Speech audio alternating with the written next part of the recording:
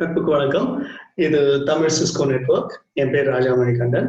இதுக்கு முன்னாடி நாம போட்டிருந்த பதிவுகள்ல வந்து ethernet technology and fibre optic basic designs இதை பத்திலாம் டிஸ்கஸ் பண்ணியிருந்தோம். இன்னைக்கு நாம வந்து ரெண்டு டிவைஸ் கனெக்ட் ஆயிருந்தா அது எப்படி கனெக்ட் ஆகுது, அதுல பேஸ் பண்ணியிருக்க டெக்னாலஜிஸ் என்ன, கான்செப்ட்ஸ் என்ன அப்படின்றத இந்த பதிவுல நம்ம வந்து டிஸ்கஸ் பண்ண போறோம். இந்த பதிவுல குறிப்பா வந்து பிங் கமாண்ட் வந்து எப்படி ஒர்க் ஆகுது, ஆப் எப்படி இருக்கு, அது எப்படி ஒர்க் ஆகுது அப்படின்ற விஷயங்கள் எல்லாம் வந்து டிஸ்கஸ் பண்ண போறோம். நம்ம ஸ்ட்ரைட்டா ப்ரெசன்டேஷனுக்குள்ள போயிடலாம்.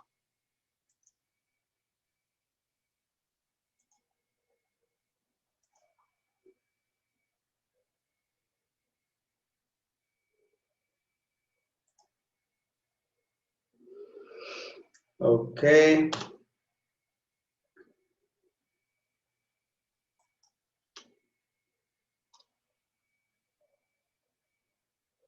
ஓகே.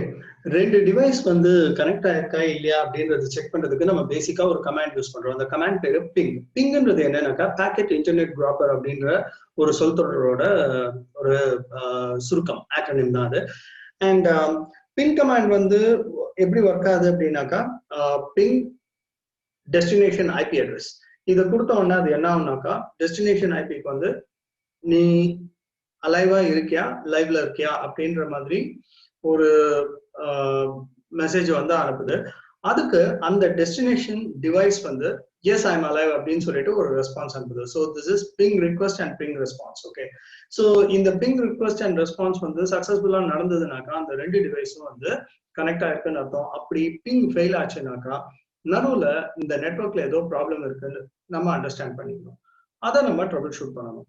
ஓகே, ஸோ இந்த ரெண்டு டிவைஸும் எப்படி கனெக்ட் ஆகுது அப்படின்றதுக்கு நம்ம கொஞ்சம் ஹிஸ்டாரிக்கா போய் பார்க்கலாம். ரெண்டு டிவைஸ் வந்து ஒரு 30 இயர்ஸ் பேக்னு வச்சுக்கோங்க. அது எப்படி கனெக்ட் ஆச்சுனாக்கா through a network device called hub or unmanaged ஸ்விட்ச். இந்த ஹப்ல வந்து ஒரு 4 போர்ட் இருக்கும். ஸோ நீங்க அந்த 4 போர்ட்ல 4 கம்ப்யூட்டர் வந்து கனெக்ட் பண்ணிக்கலாம். Each computer can communicate to the other computer. Okay, அந்த எல்லா கம்ப்யூட்டருக்கும் வந்து ஐபி அட்ரஸ் இருக்கும். Through the IP address it can ping the other computer and it can என்ன சொல்றது, நெட்வொர்க்ல அது கனெக்ட் ஆயிருக்கா இல்லையா அப்படின்றத வந்து அது செக் பண்ணிக்கலாம். இப்போ இந்த ஹப்புக்குள்ள வந்து எப்படி லாஜிக்கலா வந்து இன்டர்னல் கனெக்டிவிட்டி இருக்கு அப்படின்றத இந்த ஒரு லாஜிக்கல் ரெப்ரசன்டேஷன்ல நம்ம பார்க்கலாம். இங்க 1 2 3 4 அப்படின்னு சொல்லியிருக்கிறது வந்து 4 போர்ட். அந்த 4 போர்ட்லயும் நீங்க 4 கம்ப்யூட்டர் வந்து கனெக்ட் பண்ணிக்கலாம். ஆனா இதுல நல்லா பாருங்க, போர்ட் 1ல இருக்க டிவைஸ் போர்ட் 3ல இருக்க டிவைஸோட கம்யூனிகேட் பண்ணணும்னாலோ, இல்ல போர்ட் 4ல இருக்க டிவைஸ் போர்ட் 2ல இருக்க டிவைஸோட கம்யூனிகேட் பண்ணணும்னாலோ காமன் பாத்னு அங்க ஒரு லைன் இருக்கு பாருங்க, அந்த பஸ் வழியா தான் அது வந்து அந்த பேக்கெட்ஸ் வந்து டிராவல் பண்ணும். இப்படி சைமல்டேனியஸா வந்து ஒரு காமன் பாத்ல பேக்கெட்ஸ் வந்து டிராவல் பண்ணும்போது கொலிஷன் நடக்கும். கொலிஷன் நடந்தா அந்த பேக்கெட் டிராப் ஆயிடும். சரியா வந்து கம்யூனிகேஷன் வந்து நடக்காது. அதனால ஒரு லாஜிக் தேவைப்பட்டது. அந்த லாஜிக் என்னன்னாக்கா, ஒரு டிவைஸ் வந்து கம்யூனிகேட் பண்ணிட்டு இருக்கிறப்ப மற்ற 3 டிவைஸும் குவைட்டா தான் இருக்கும். It should not communicate. அதுக்காக அந்த earlier formative days of Ethernet டெக்னாலஜில அவங்க யூஸ் பண்ண லாஜிக் பேர் தான் வந்து சிஎஸ்எம்ஏசிடி. சிஎஸ்எம்ஏசிடினாக்கா carrier sense multiple access with collision detection, collision avoidance அப்படின்ற அதனுடைய ஒரு எக்ஸ்டென்ஷனும் உண்டு. இந்த லாஜிக் வந்து அவங்க யூஸ் பண்ணும்போது என்ன ஆச்சு அப்படின்னாக்கா, ஒரு டிவைஸ் கம்யூனிகேட் பண்ணிட்டு இருக்கும்போது இந்த சிஎஸ்எம்ஏசிடி வந்து மற்ற 3 டிவைஸையும் பேச விடாது. இது வந்து சரியா இருக்குமா அப்படின்னு கேட்டா ரொம்ப கஷ்டம் இல்லையா? சைமல்டேனியஸா எல்லா டிவைஸோடையும் கம்யூனிகேட் பண்ற மாதிரி இருக்கும். அது இன்றைய நாள்ல அது வந்து பாசிபிள். இதுல இன்னொரு பியூட்டி ஹப்ல என்னன்னாக்கா, டிவைஸ் 1ல இருந்து ஒரு மெசேஜ் வந்து நான் டிவைஸ் 2கோ 4கோ 3கோ தனிப்பட்ட முறையில அனுப்ப முடியாது. டிவைஸ் 1ல இருந்து நான் என்ன பண்ணுவேன், எல்லாருக்கும் அனுப்பிச்சிடுவேன். அதாவது எல்லா போர்ட்லயும் அந்த இன்ஃபர்மேஷன் போய் எல்லா டிவைஸையும் ரீச் பண்ணும். அப்படி ரீச் பண்ணும்போது அந்த வந்த இன்ஃபர்மேஷன்ல தன்னுடைய ஐபி அட்ரஸ் இருக்கா அப்படின்னு சொல்லிட்டு அந்த பர்டிகுலர் போர்ட்ல இருக்க டிவைஸ் செக் பண்ணும். அப்படி அதனுடைய ஐபி அட்ரஸ் அதுல இருந்ததுன்னா ஓகே, இது எனக்கு வந்த மெசேஜ் தான் சொல்லிட்டு அதுக்கேற்ற மாதிரி அதை ரெஸ்பாண்ட் பண்ணும். மற்ற டிவைசஸ்லாம் பார்க்கும், ஐபி அட்ரஸ் வந்து மேட்ச் ஆகல அப்படின்னாக்கா அந்த பேக்கெட்டை ட்ராப் பண்ணும். பட் இதுவும் வந்து அக்செப்டபிள் கிடையாது. ஏன்னா சென்சிட்டிவ் இன்ஃபர்மேஷனை வந்து நம்ம எல்லா டிவைஸ்க்கும் வந்து அனுப்பிட்டு இருக்க கூடாது. ஸோ இப்ப இருக்கிற ஸ்விட்ச் வந்து எப்படி இருக்கு அப்படின்றத நம்ம பார்க்கலாம். இப்ப இருக்கிற switchல வந்து each port is a separate broadcast domain. So இப்ப நான் சொன்னேன் இல்லையா, port 1ல இருக்க டிவைஸ் வந்து எல்லா டிவைஸ்க்கும் அனுப்பும்னு சொல்லிட்டு, that is actually a broadcast இல்லையா. So hub வந்து என்னன்னாக்கா, it is called a single broadcast domain. Hub is a single broadcast domain. ஆனா இன்னைக்கு இருக்கிற switch வந்து single broadcast domain கிடையாது. Each port has its acts as a broadcast domain in itself. Okay, அதனுடைய logical representation தான் இங்க நீங்க பாக்குறீங்க. Port 1, 2, 3, 4 இது நாலுக்கும் பாத்தீங்கன்னாக்கா செப்பரேட் கனெக்ஷன்ஸ் இருக்கு இல்லையா. 1ல இருந்து 2க்கும் 3க்கும் 4க்கும் இன்டர்னலா எக்ஸ்க்ளூசிவ் கனெக்ஷன்ஸ் இருக்கு. ஸோ இதனால என்ன ஆகுதுனாக்கா, நான் வந்து போர்ட் 2, 3, 4ல இருக்க டிவைசஸோட சைமல்டேனியஸா கூட ஒரே நேரத்துல கூட என்னால கம்யூனிகேட் பண்ண முடியும். எந்த விதமான கொலிஷன் எதுவுமே நடக்காது. ஸோ இதுல கூட பாத்தீங்கன்னாக்கா இன்டர்செக்ட் பண்ற மாதிரி இருக்கும் அந்த கிரீன் அண்ட் ரெட் லைன். அது ஏன் கிரீன் அண்ட் ரெட்டா கொடுத்துருக்கேன்னாக்கா, they are separate lines. Logically அது இன்டர்செக்ட் ஆகிற மாதிரி இருக்கு, but they are separate lines, they don't intersect each other. Okay, so இதுதான் இன்னைக்கு இருக்கிற ஸ்விட்ச்ல இருக்க ஒரு லாஜிக்கல் இன்டர்னல் கனெக்ஷனுடைய ரெப்ரசன்டேஷன். இப்போ சில இன்ட்ரெஸ்டிங்கான கேள்விகள் நம்மளுக்குள்ளேயே எழுப்பிக்கணும். எப்படின்னா, ஒரு டிவைஸை வந்து நம்ம ரீச் பண்றதுக்கு அதனுடைய ஐபி அட்ரஸ் மட்டும் இருந்தால் போதுமா? போதாது. ஒரு டிவைஸை ரீச் பண்றதுக்கு அதனுடைய ஐபி அட்ரஸோட சேர்த்து நம்மளுக்கு அதனுடைய மேக் அட்ரஸும் தேவைப்படுது. இதுக்கு முன்னாடி இந்த பதிவுகள்ல நம்ம வந்து லேயர் 3 புரோட்டோகால் டேட்டா யூனிட் என்னன்னு பார்த்திருக்கோம், அது IP address. Layer 2 protocol data unit என்னன்னு பார்த்திருக்கோம், அது மேக் அட்ரஸ். இந்த ஐபி அட்ரஸ் அண்ட் இந்த மேக் அட்ரஸ் இது ரெண்டையுமே வந்து இந்த அட்ரஸ் ரெசல்யூஷன் புரோட்டோகால் அப்படின்ற ஒரு புரோட்டோகால் வந்து மேப் பண்ணி ஆர்க் டேபிள் அப்படின்னு சொல்லிட்டு அந்த பர்டிகுலர் டிவைஸ்ல வந்து ஒவ்வொரு டிவைஸ்லயும் வந்து அது ஸ்டோர் பண்ணி வைக்கும். இந்த மாதிரி ஸ்டோர் பண்ணி வைக்கிறதுனால இந்த லேயர் 2 அண்ட் லேயர் 3 மேப்பிங் வந்து சக்சஸ்ஃபுல்லா வந்து நம்மளுக்கு ஒரு பர்டிகுலர் டிவைஸோட கம்யூனிகேட் பண்றதுக்கு ஹெல்ப் பண்ணும். ஸோ ஆர்க் புரோட்டோகாலினுடைய பேசிக்கான ஒர்க் என்ன அப்படின்னு பார்த்தா, to map layer 3 data with layer 2 data. Okay, so இதை செய்யறது எப்படி செய்யுது ஆர்ப் அப்படின்றத தான் நம்ம இப்போ பார்க்க போறோம். ஸோ நம்ம அசியூம் பண்ணிக்கலாம், ஒரு ஸ்விட்ச், ஒரு அன்மேனேஜ் ஸ்விட்ச்னு வச்சுக்கலாம், ஒரு சிம்பிள் நெட்வொர்க். அதான் நான் உங்களுக்கு காட்ட போறேன். அதுல வந்து 4 கம்ப்யூட்டர்ஸ் வந்து கனெக்ட் ஆயிருக்கு. இப்போ கம்ப்யூட்டர் 1, பிசி 1 வந்து பிசி 2ஓட கம்யூனிகேட் பண்ணணும் அப்படின்னு நினைச்சதுனாக்கா, it will first send ARP discovery message. இந்த ஆர்ப் டிஸ்கவரி மெசேஜ்ன்றது வந்து ஒரு ப்ராட்காஸ்ட் மெசேஜா அந்த ஸ்விட்ச்ல கனெக்ட் ஆயிருக்க எல்லா டிவைசஸ்க்கும் போய் சேரும். அப்போ பிசி 2க்கு தான் அது வந்து அனுப்பணும்னு நினைச்சது. பிசி 2 ஐபி அட்ரஸ் அதுல இருக்கும் ஆர்ப் டிஸ்கவரியில. அப்ப பிசி 2 என்ன பண்ணும், ஓகே இது எனக்கான மெசேஜ் அப்படின்றத ஐடென்டிஃபை பண்ணிட்டு it will send ARP reply. But இந்த ஆர்ப் ரிப்ளை வந்து it will not be in multicast, it will not be in broadcast, it will be in unicast. So அந்த எந்த டிவைஸ் வந்து ரிக்வெஸ்ட் பண்ணிச்சோ அந்த பர்டிகுலர் டிவைஸ்க்கு இந்த ARP reply போய் சேரும். Okay, so இப்போ எப்படி வந்து இந்த ஆர்ப் உண்மையிலேயே வந்து நடக்குது அப்படின்றத வந்து நம்ம ஒரு சின்ன லேப் ஆக்டிவிட்டி மூலமா பார்க்கலாம். ஒரு நிமிஷம், நான் லேப் போறேன்.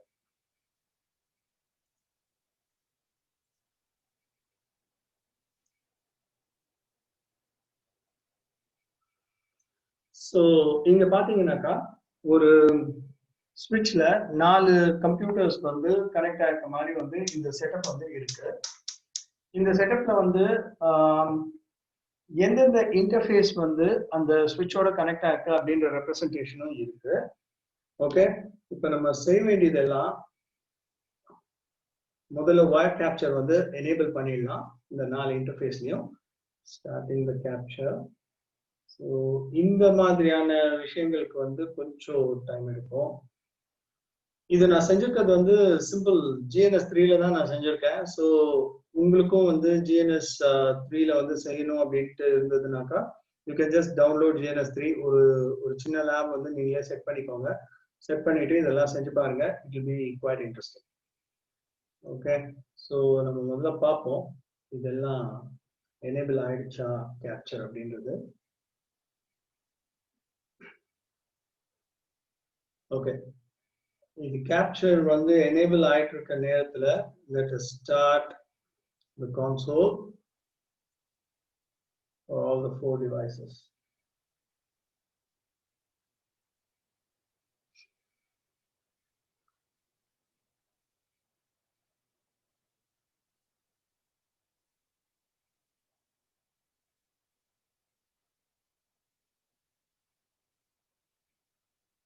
PC1 has started. Okay.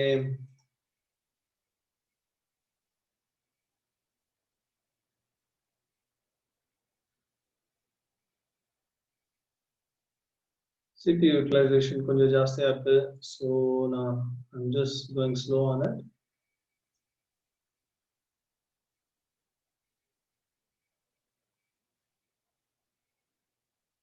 PC2 is started. Okay. Let's go to PC3.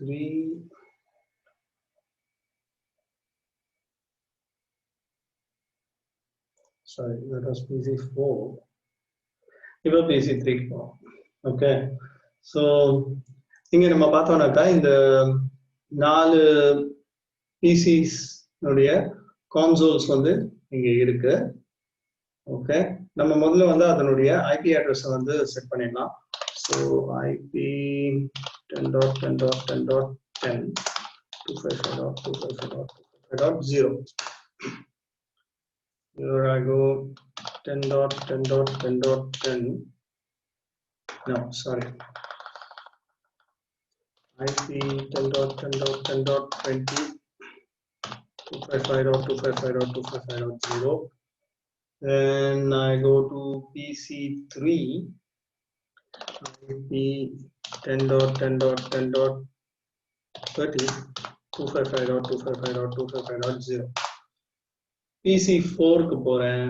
PC4 ல போயிட்டு IP 10.10.10.40 255.255.255.0. ஓகே, வேலிட் அட்ரஸா? கரெக்ட். அந்த 2250 தான். இந்த அவசரமா பண்ண இந்த மாதிரிலாம் ஏதாவது தப்பு வரும். ஸோ அதெல்லாம் கண்டுக்காதீங்க.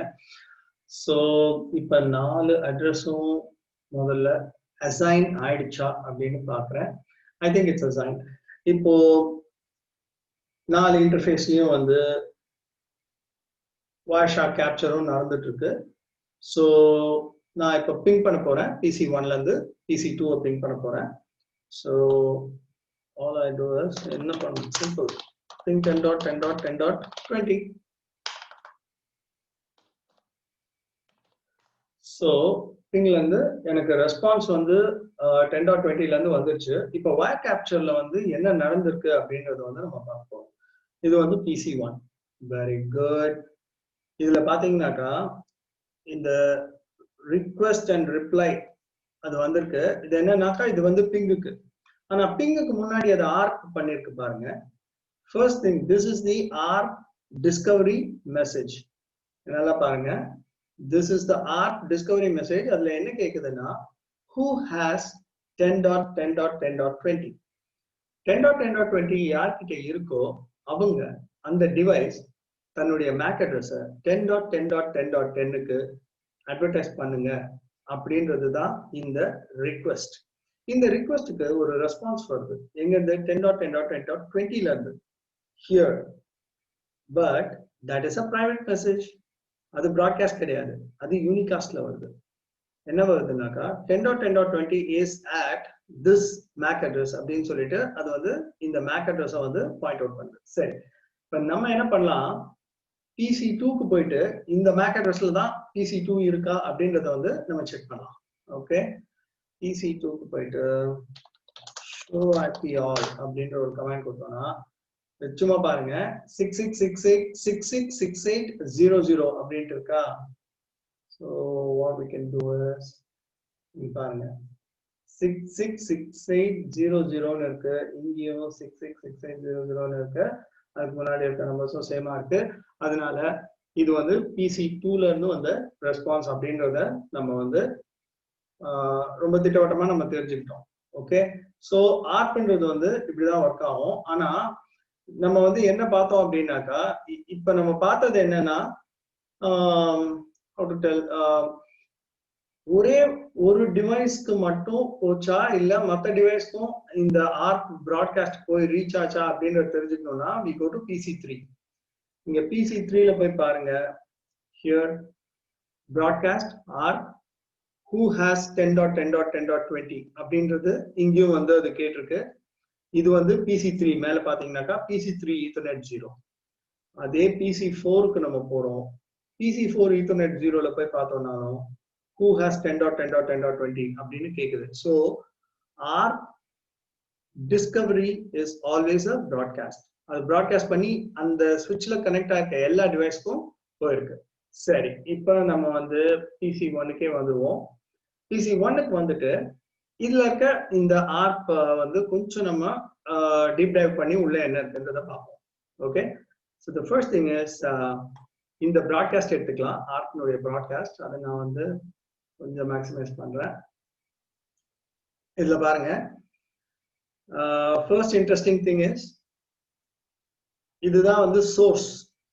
இந்த சோர்ஸ்னுடைய MAC அட்ரஸ் தான் இது. இந்த சோர்ஸ் என்னது? PC1 தான் சோர்ஸ். அப்ப PC1ல என்ன இருக்கு? 666802 இருக்கணும். ஓகே, சோ நம்ம அதை முதல்ல போய் பார்ப்போம்.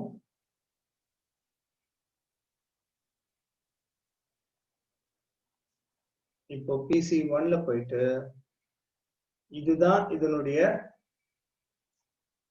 MAC அட்ரஸான்றத நம்ம செக் பண்ண போறோம். show IP all 666802 இது இருக்கு. இங்கேயும் வந்து 666802 இருக்கு. அதுதான் வந்து சோர்ஸ் MAC. ஆனா அது ஃபர்ஸ்ட் டைம் என்ன பண்ணுதுனாக்கா ப்ராட்காஸ்ட் பண்ணுது. ப்ராட்காஸ்ட் பண்ணும்போது இந்த மாதிரி வந்து FF:FF:FF ன்னு 6 sets of FF with colons in between அது கொடுக்கும். அதுதான் ப்ராட்காஸ்ட் அட்ரஸ். இதே வந்து லேயர் 2ல வந்து இது ப்ராட்காஸ்ட் அட்ரஸ். லேயர் 3லனா 255.255.255.255ங்கிறது தான் ப்ராட்காஸ்ட் அட்ரஸா இருக்கும். இப்போ நம்ம வந்து அட்ரஸ் ரெசல்யூஷன் ப்ரோட்டோகால்னுடைய பேக்கெட் எப்படி இருக்கு அப்படின்றத பார்க்கிறோம். அதனுடைய ஹெடர் இன்ஃபர்மேஷன் என்ன அப்படின்ட்டு. First thing hardware type ethernet. Second protocol type is IPv4. அதனுடைய representation 0x0800. Hardware size is 6 bytes. இந்த ஹார்ட்வேர் சைஸ் தான் வந்து நம்ம MAC address. Okay, protocol size is 4. இந்த ப்ரோட்டோகால் சைஸ்ன்றதா நம்ம IPv4ன்றதா நம்மளுடைய ப்ரோட்டோகால், அதனுடைய சைஸ் 4. ஆப் கோட் அப்படின்னாக்கா ஆபரேஷன் கோட். ஆபரேஷன் கோட் வந்து முதல்ல ரிக்வெஸ்ட்னு இருந்தா அதனுடைய நம்பர் 1-ஆ இருக்கும். ரெஸ்பான்ஸ்னு இருந்தா அதனுடைய நம்பர் 2-ஆ இருக்கும். அப்புறம் சென்டர் MAC அட்ரஸ். ஓகே, நம்ம ஆல்ரெடி வெரிஃபை பண்ணது. இந்த சென்டர் MAC அட்ரஸ் வந்து PC1 இது. அந்த PC1னுடைய சென்டர் MAC அட்ரஸ் வந்து 6802 அப்படிங்கிற அந்த லாஸ்ட் 2 செட்ஸ் அதுதான் அந்த MAC அட்ரஸ் வந்து போச்சு. அதை நம்ம இப்போ வெரிஃபை பண்ணோம். அண்ட் டார்கெட் வந்து broadcast of all Fs. Okay, so coming back, இப்போ நம்ம ரிக்வெஸ்ட்டை பார்த்தோம். ரெஸ்பான்ஸ் எப்படி இருக்கு அப்படின்றதையும் இப்போ பார்த்துடலாம்.